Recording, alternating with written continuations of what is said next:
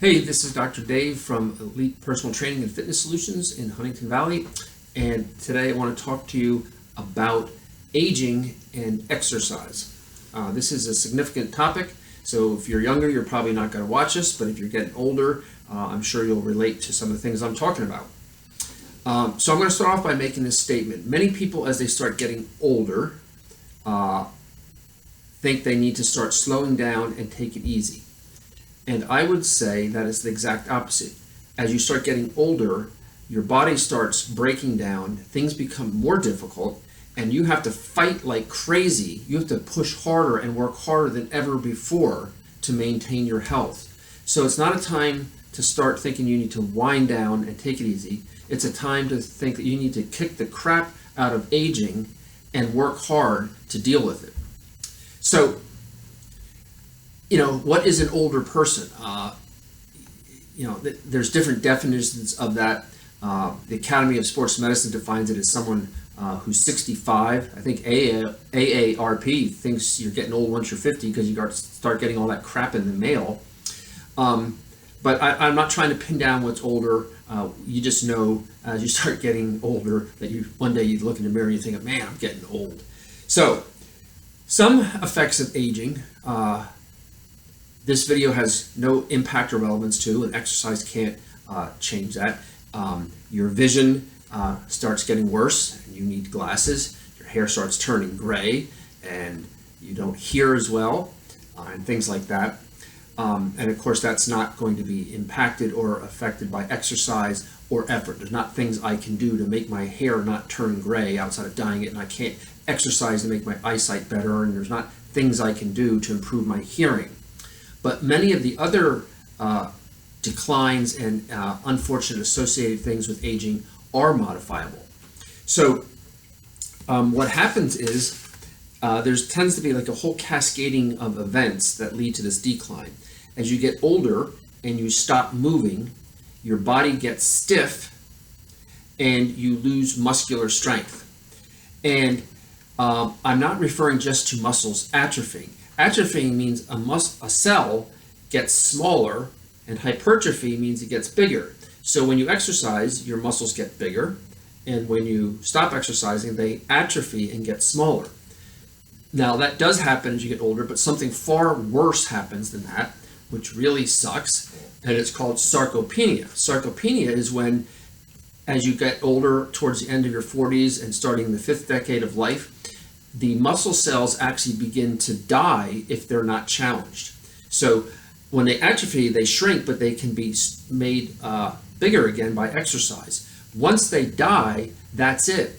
And people in their 50s, if they are not doing resistive training, will lose a significant amount of their muscle mass in each decade of life, which accounts for why you see someone in their 70s all stooped over and hardly any muscle tone and maybe using a cane or a walker because they don't even have enough muscular strength to carry their body to move their carcass around. So once you stop moving and you get stiff and you lose muscular strength, things start getting harder and harder to do. And then you start having pain because you're stiff and achy and it's hard to get out of the chair. And once you start having pain, you become more inactive, which leads to weight gain, particularly belly fat, which drives all sorts of metabolic diseases like diabetes, insulin resistance, high blood pressure, high lipid levels, high cholesterol, coronary artery disease, and so forth.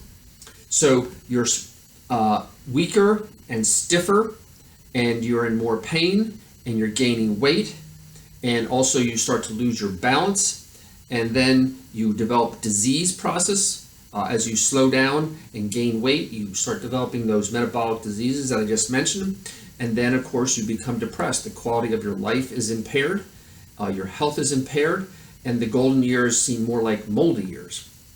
So the good thing is, while the things I talked about earlier, like getting gray hair or not seeing as well as you did, or some of the bowel and bladder changes that you may not have control over as much, but these things are modifiable.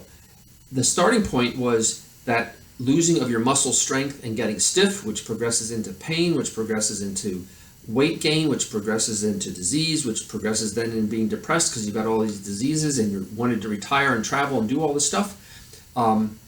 And one day, you wake up and you think, well, I'm cooked. My life is terrible.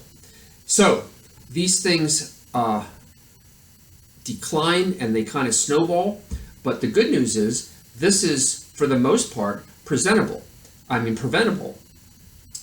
If you start exercising and have a sound and safe and scientifically prescribed and sustainable exercise program that you can stay on, you will slow down this process significantly.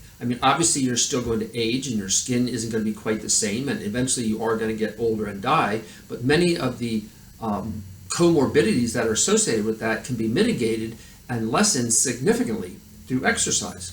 So I want to encourage you, check out our website at elitepersonaltrainingandfitnesssolutions.com and schedule an evaluation where we can sit down and talk about how you can start an exercise program, and if you're interested, we can also do nutrition counseling with you to help you in the older years. And remember that this is not a time to wind down and take it easy. This is a time that you have to fight harder and more vigorous and more aggressively than ever before, and we are here to help you do that.